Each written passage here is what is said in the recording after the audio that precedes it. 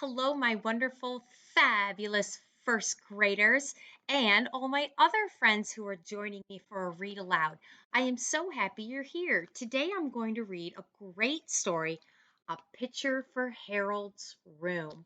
And the author is Crockett Johnson. Now, many of you are my first grade students, and this is the story that you will be reading in OLS for the next 2 days. So, if you want to, you can go pause the video and go ahead and go get your book so that you can follow along. Because the goal is for you to be able to read this with help, but follow along and be able to do this more on your own. Okay, so go pause it, and then we're going to get to the story. Go!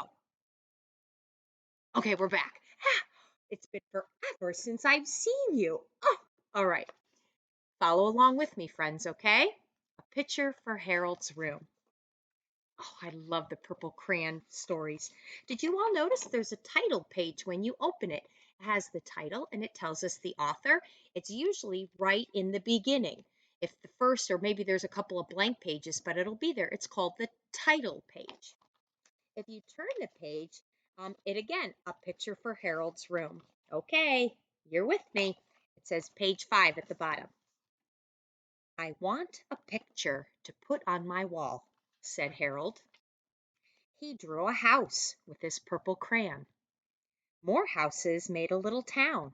It was far away.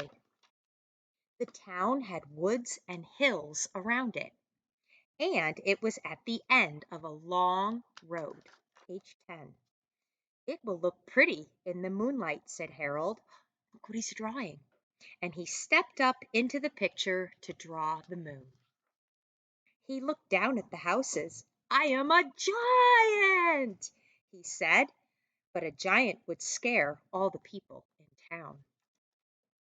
It is good no one woke up and saw me, said Harold. He walked over the hills. How big I am, he said. Did you see that exclamation point?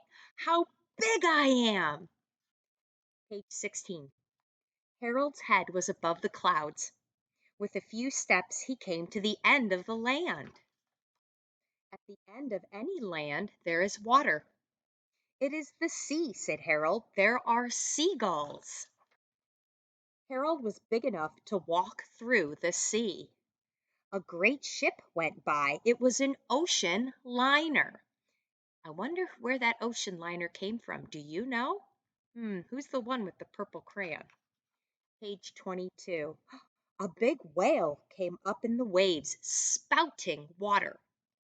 And just ahead of Harold was an old sailing ship. He easily caught up with it and passed it. The sea ended against a steep hill. Page 26. Harold needed some rocks to step on. He climbed out of the sea and onto the hill.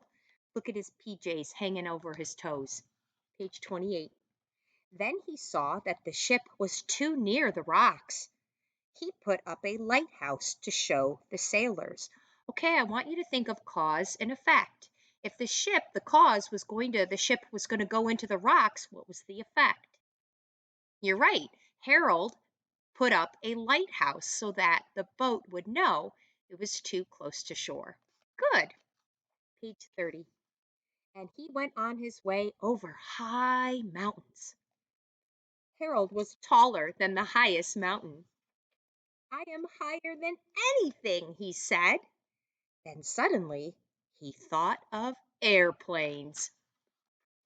Harold ducked his head just in time. It was a big jet plane flying very fast. Page 36. There might have been a bad accident. Harold found a low place in the mountains. It was a good place for a railroad to go through. It came out onto a long, flat field. Harold put some birds and flowers near the tracks. Do you see how when we look at the pictures, it can help us with words we're not sure of, my friends? Page 41. People like to see things from trains, he said. He went on drawing tracks and birds and flowers, and he had to keep looking out for trains. It was a big job for a small boy. And all of a sudden, he saw how small he had become. Sure, how small is he? Let's look on page 46.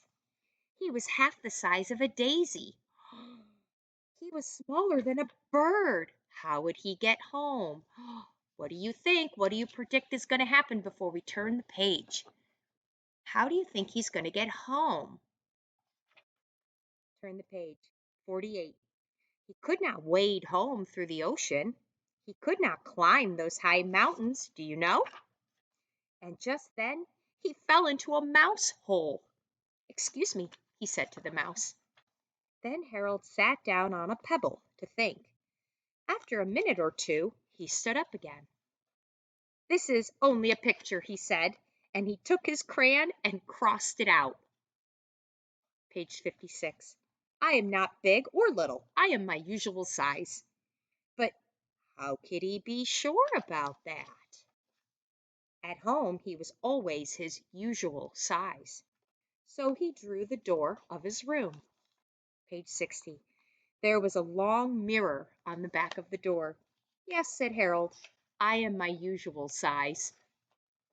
He was glad to be back in his room. He was tired, but he had no picture to hang on his wall. So, before he went to bed, he drew another picture. And take a look at that picture, mis amigos y mis amigas. That's the one he started with. Do you remember the moon? Now, I want you to think, my friends, is this a nonfiction book? Like, did this happen in real life, or is this fiction? Is it make believe? I want you to think about that and talk to your learning coach. Why you think this might be a nonfiction real book or a fiction, not real, fake book. Thank you so much for joining me. I hope you listen to this again and make sure you follow the pictures. And then little by little, I'd love you to try and read this, pointing to the words and stretching them out. Yo te amo. Adios.